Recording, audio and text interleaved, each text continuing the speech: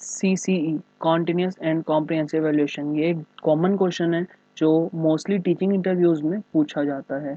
तो इसके बारे में हम देखते हैं होता क्या है। कॉन्टिन्यूस एंड कॉम्प्रिहेंसिव एवल्यूशन सबसे पहले समझने से पहले कि ये एफए और एसए में डिवाइड होता है, उससे पहले हम ये जान लेते हैं कि जो ये है प्राइमरी क्लासेस के लिए और 3rd to 10th क्लास के लिए अलग अलग होता है।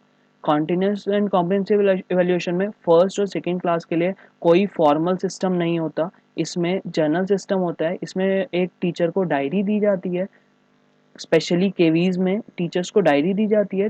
डायरी में ऊपर बच्चे का नेम और अदर डिटेल्स होते हैं और इस तरीके से कॉलम बने होते हैं जिसमें यहाँ पे जो है सब्जेक्ट डिवाइड होते हैं और सब्जेक्ट के नेम के साथ सब्जेक्ट की जो स्किल्स होती हैं, मींस जैसे हिंदी है तो हिंदी में रीडिंग स्किल बच्चे की कैसी है, राइटिंग स्किल कैसी है, ऐसे कुछ मेजर्स दिए जाते हैं। ऐसे इंग्लिश के, ऐसे ईवीएस के, ऐसी मैथमेटिक्स के अंडरस्टैंडिंग कैसी है, एप्लीकेशन कैसी है, वो सब। और यहाँ पे टोटल 8 साइकिल्स होती हैं, मिनिमम 8 साइकिल होती हैं, मैक्सिमम आप चाहें तो और भी बना सकते हैं।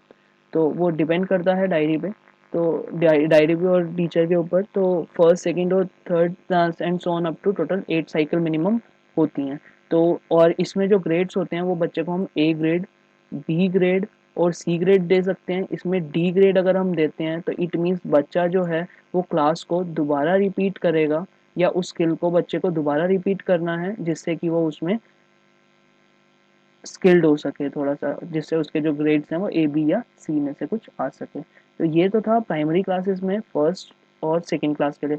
बाकी जो थर्ड फोर्थ और फिफ्थ क्लास है इसमें जो सिस्टम चलता है वो एफ ए और एस ए सिस्टम होता है जो सी सी के अंडर में आता है, that is formative assessment, summative assessment. Formative assessment 40% carry करता है जबकि समेटिव असेसमेंट 60% कैरी करता है। फॉर्मेटिव असेसमेंट में 4 फॉर्मेटिव असेसमेंट टेस्ट होते हैं जबकि ऐसे जो होते हैं वो 2 होते हैं। जो एक समेटिव असेसमेंट का टाइम पीरियड होता है वो 1 अप्रैल से 30 सितंबर तक चलता है और जो सेकंड होता है वो 1 अक्टूबर से 31 मार्च तक चलता है। तो एक ऐसे में 2 एफ ए आते हैं, यानी 2 एफ ए जो हैं फर्स्ट एसे में आएंगे और 2 एफ ए जो हैं फॉर्मेटिव असेसमेंट ये सेकंड एसे में आएंगे। तो आइए इसको देखते हैं। तो जो फॉर्मेटिव असेसमेंट है जैसे बताया कि जो फर्स्ट टर्म है अप्रैल से सितंबर तक की, इसमें फॉर्मेटिव असेसमेंट 1, फॉर्मेटिव असेसमेंट 2 और समेटिव असेसमेंट 1 होता है। जबकि जो सेकंड टर्म होती है अक्टूबर टू मार्च की, इसमें फॉर्मेटिव असेसमेंट थर्ड, फोर्थ और समेटिव असेसमेंट सेकंड होता है। तो जैसे बताया जाता है कि फॉर्मेटिव असेसमेंट है ये 40 मार्क्स की होती है, तो 40 मार्क्स इसके, 10 marks for F A one के, 10 मार्क्स एफ ए टू के, 10 मार्क्स एफ ए थ्री के और 10 मार्क्स एफ ए फोर के। जबकि समेटिव असेसमेंट 1 के 30 और सेकंड के 30, देन टोटल 60 होता है और इनका टोटल जो होता है वो 100 आता है।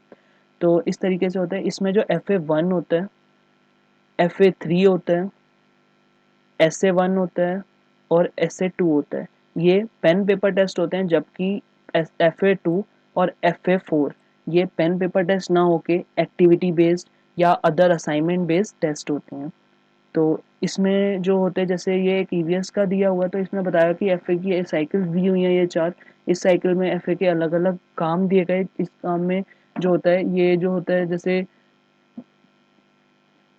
बच्चों को कोई भी असाइनमेंट दिए गए, क्लास होमवर्क दिए गए, कोई उनके इन्वेस्टिगेशन सर्वे के लिए उन्हें कुछ दिया गया, उसकी रिपोर्ट चेक की गई, तो उनके बिहाफ पे जो है एफ ए टू और एफ ए फोर के मार्क्स दिए जाते हैं। वो रिटर्न असाइनमेंट, ग्रुप प्रोजेक्ट या कोई भी एमसीक्यू या क्लास एक्टिविटी बेस्ड हो सकते हैं। तो जो सीसी पैटर्न होता है ये 5 पॉइंट स्केल पे काम करते हैं। 5 पॉइंट स्केल का मतलब है इसमें ग्रेड्स होते हैं ए प्लस, ए, बी, सी और डी ग्रेड होते हैं।